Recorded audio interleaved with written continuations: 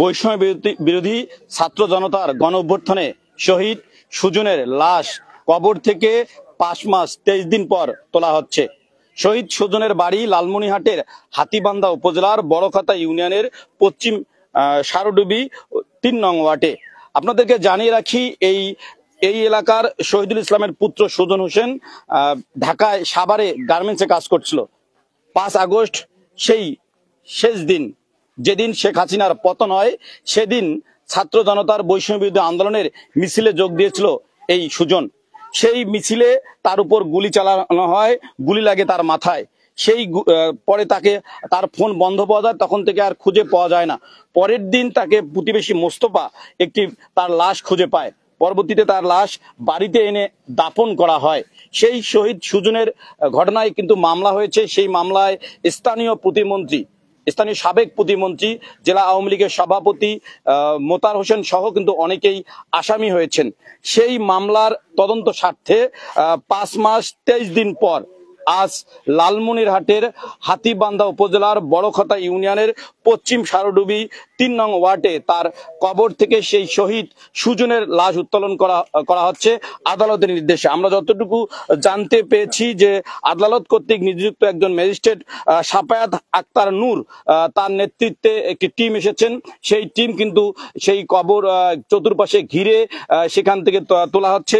আইনি বাধার কারণে বা পাশাপাশি আপনাদেরকে বলতে পারি আদালতের নিষেধাজ্ঞা কারণে কিন্তু আমরা সেই উত্তোলনের ভিডিও আপনাদেরকে দেখাতে পাচ্ছি না। আমরা আপনাদেরকে জানিয়ে রাখি, সেই লাশ উত্তোলনকে ঘিরে কিন্তু এখানে হাজার হাজার মানুষ কিন্তু জড়ো হয়েছে। সবাই কিন্তু এই হত্যাকাণ্ডের বিচার চেয়েছেন। প্রিয় দর্শক, আপনাদেরকে জানিয়ে রাখি, এই সুজন কিন্তু তার স্ত্রী এবং সন্তানকে শ্বশুর বাড়িতে রেখে কিন্তু তিনি ঢাকায় গার্মেন্টসে কাজ করতে গিয়েছিল।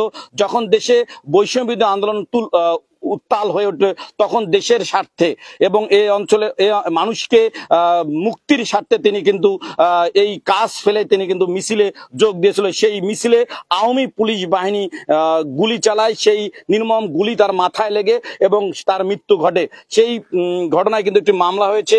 সেই মামলায় আদালতের নির্দেশে তার কিন্তু লাশ তোলা হচ্ছে। আপনাদেরকে আবারও জানিয়ে রাখি, এই সুজনের বাড়ি লালমনিরহাটের হাতীবান্ধা উপজেলার বড়খাতা ইউনিয়নের 3 নং ওয়ার্ডের পশ্চিম সারডুবি এলাকায়। তিনি শহীদুল ইসলামের সন্তান। আমরা এখানে দেখছি অনেক লোকজন আছে, আমরা দুই একজনের সঙ্গে কথা বলার চেষ্টা করব এবং জানার চেষ্টা করব এই ঘটনা সম্পর্কে। আপনাদেরকে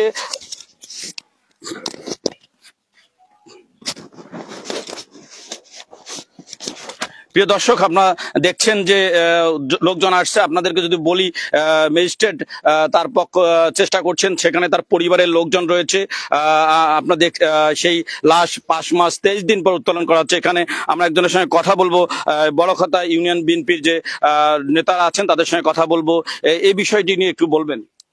জি, আমরা হঠাৎ করে সংবাদ পেলাম যে আমাদের শহীদ সুজন সেখানে আশুলিয়া থানায় ওই এলাকায় মিছিলে গিয়ে গুলিবিদ্ধ হয়েছেন এবং আমরা শোনার পর তার জানাজার এখানে আমরা অংশগ্রহণ করেছিলাম, জানাজা দিয়েছি।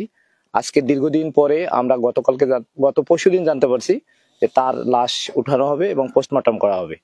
এজন্য আজকে ম্যাজিস্ট্রেট সাহেব আসছেন, এখানে আমরাও আসছি, ওনারা এই লাশ উঠাই নিয়ে যাবেন এবং পোস্টমর্টম করবেন। আমরা চাই গত জুলাই আগস্টের যে ঘটনা বাংলাদেশে ঘটছে, আমাদের এই শহীদ সুজনের মতো আরো হাজারো সন্তান এই দেশ থেকে এই দেশের জন্য যে ত্যাগ দিছে, তাদের সঠিক বিচার হোক, তারা যেন ন্যায্য বিচার পায়, তাদের পরিবারদের প্রতি সরকার যেন সহানুভূতিশীল হয় এবং তাদের পরিবারদেরকে যেন সহযোগিতা করে, এই আশাই। আপনার সঙ্গে শেয়ার করতে চাই, শহীদ সুজন তো মারা গেছেন, তার স্ত্রী রয়েছে, তার সন্তান রয়েছে।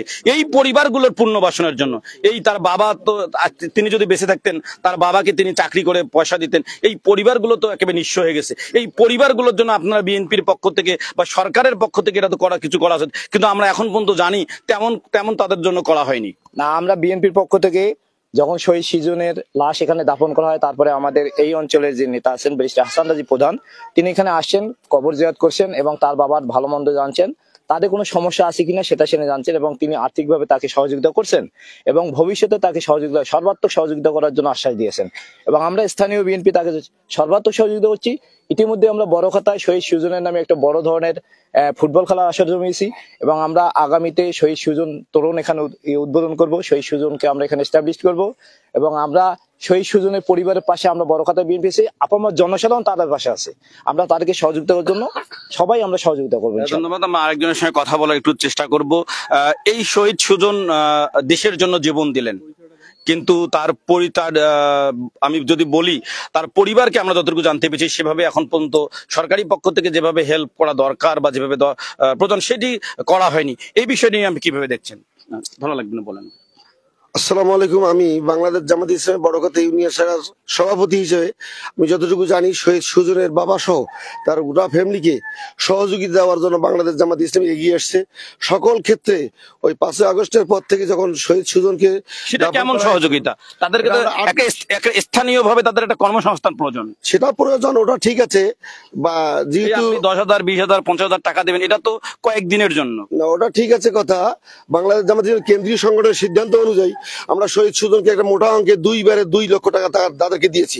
এর পরবর্তী সময় আরো আমাদের আশা আছে যে যদি আগামীতে সরকার গঠন হবে, এখন তো যেহেতু সরকার নাই, এটা তো অস্থায়ী সরকার। এটা তো আপনার দলীয় ভাবে দিচ্ছেন। বর্তমান যে মানে এই রক্তের বিনিময়ে যে সরকার আসলো, ইউনূসের নেতৃত্বে সরকার, এই সরকারের প্রতি আপনাদের দাবি আছে কিনা এই যে শহীদ পরিবারগুলো পুনর্বাসনের জন্য? অবশ্যই আছে, অবশ্যই আছে। শহীদ সুজন শুধু নয়, গোটা দেশের সকল শহীদদের প্রতি সহানুভূতি দেখার জন্য আমাদের বর্তমান সরকার এবং আগামীতে যে নির্বাচিত সরকার আসবে সেই সরকারের প্রতি আমাদের আবেদনগুলি আছে যে অবশ্যই সকল শহীদের প্রতি তাদের একটা সুপূর্ণ সহযোগিতা দেওয়ার জন্য সকল ক্ষেত্রে পুনর্বাসন সহ সকল ক্ষেত্রে তাদের সহযোগিতা দেওয়ার জন্য এগিয়ে হয়ে আছি আমরা। ধন্যবাদ। প্রিয় দর্শক, আপনাদেরকে জানিয়ে রাখি বৈষম্য বিরোধী ছাত্র জনতার আন্দোলনের শহীদ সুজনের মরদেহ কবর থেকে তোলা হচ্ছে 5 মাস 23 দিন পর।